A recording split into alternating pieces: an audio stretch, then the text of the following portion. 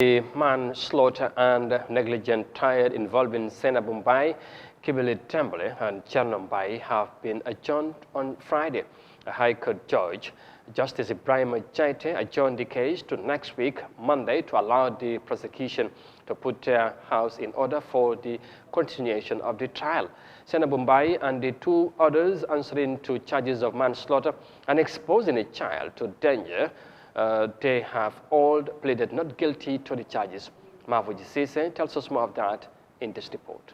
State Prosecutor Mohammed Sow had earlier requested the court to grant the prosecution an adjournment to allow him to tender the Afrimate Hospital referral document of the late Mohammed through the 8 prosecution witnesses. But the accused person's defense attorney had objected to the request, arguing that the said referral document was prepared by Dr. Castellanos and questioned why it would be tendered through another witness. The prosecution, however, replied that they will advise themselves either to recall the 7th prosecution witness, Dr. Castellanos, to tender the said document, or call the 8th prosecution witness who has the original version of the referral form. When the trial resumed on Friday, lawyer Yahya Jammeh announced her appearance for the first accused person, Sena Mumbai, whilst lawyer Kombe Gay and lawyer Sagar Thomas announced their representation for the second and the third accused persons, Chernombai and Kibili Dambeli. Continuing the trial, State Prosecutor Counsel Sow informed the court that the witness wants to speak in Spanish, urging the court to order an interpreter to come from the Foreign Affairs Ministry. This did not go down well with the defense team, who argued that the witness could speak in English and had been dealing with Gambians in English. In reply, the witness affirmed that he can speak English, but it's his international right to speak in a language that he is comfortable expressing himself, since it's a court trial. At this juncture, the trial judge, Justice Jaite, informed the witness that he needs not to speak that big English or law terms, but will only tell the court what he does as a medical doctor and what happens when the late baby Mohammed was brought to him. Both the witness and the prosecution's indulgence was sought for the witness to speak in English, which both of them agreed. Continuing his testimony, Dr. Ada Perez Castellanos informed the court that the late Mohammed was brought to the Afrimate Hospital in critical condition on July 3, 2022. The medical doctor who attended to baby Mohammed at Afrimate International Hospital informed the court that the late baby Mohammed was suffering from severe respiratory distress at the time he was brought to Afrimate Hospital.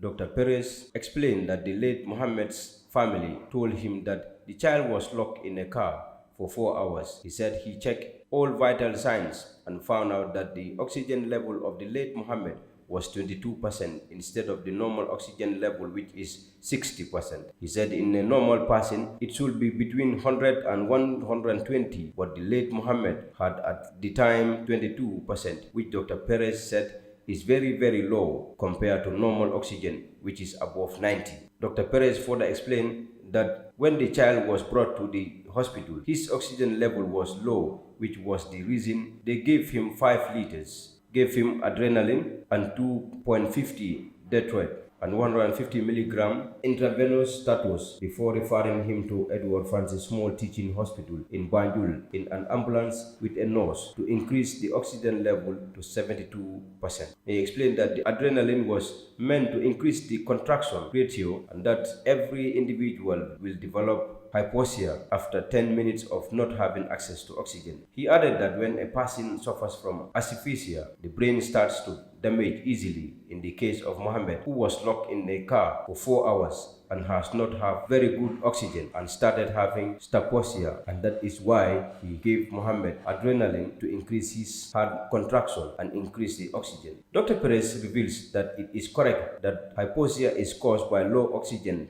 in the body, and some patients will have a precondition such as asthma, conjunctive or cardiac disease. But in the case of Mohammed, there is a precondition of hypoxia, and this can prevent the flow of oxygen to the brain, and that nobody told him that the late Mohammed was sick before he was locked in a car. Dr. Perez explained this was the reason why the late Mohammed was put on oxygen for 30 minutes before referring him to the Edward Francis Small Teaching Hospital. The Spanish doctor said he has been working as a medical doctor for 30 years and has 25 years experience as a consultant. Mafuji Sise, Eyeafrica News.